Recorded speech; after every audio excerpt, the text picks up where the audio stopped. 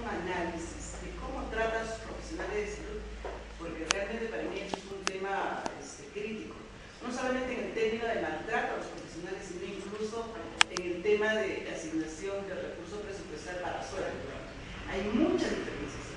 Un médico por Europa no gana profesionales, sino de equipamiento, de insumos, etcétera, etcétera, etcétera. Entonces, ¿cómo es que estos profesionales pueden atender a los usuarios cuando no tienen lo necesario para cuidarlos? Entonces, yo creo que también ese es un punto que debería solucionar. Y este tema relacionado a las muertes mágicas. Por ejemplo, yo hace poco he estado en el sur y el personal de salud me decía, pero ¿cómo podemos hacer una referencia si no tenemos gasolina? Tenemos ambulancia y no tenemos gasolina. ¿O cómo podemos comunicar si la radio está malograda? O sea, ese tipo de cosas todavía subsisten a pesar de que la dirección se comprendió y resolviendo en términos de resolver los problemas de las muertes maternas, específicamente.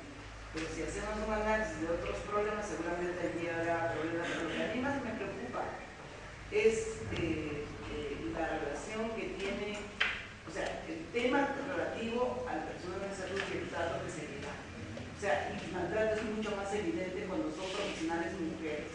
Hay abusos permanentes. Yo tengo incluso testimonios de profesionales en obstetricia, enfermería, de cómo los maltratan, los cambian así por un derecho para todos los peruanos.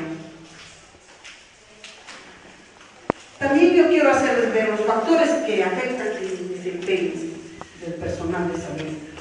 Tenemos lo que es conocimientos, habilidades, destrezas, saber hacer, la oportunidad, poder hacer y motivación, saber hacer, querer hacer.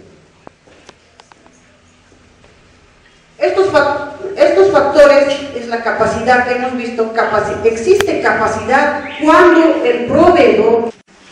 Más o menos esperamos que tengan la región Ayacucho.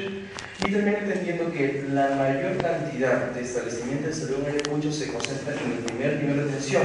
Esto más o menos es un 75% de la demanda.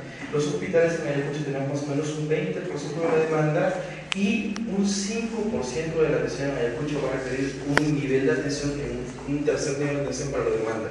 ¿Qué significa esto? Que de toda la población en Ayacuchana, de los 658.000 habitantes, más o menos el 75% de esos 658.000 habitantes deberían atender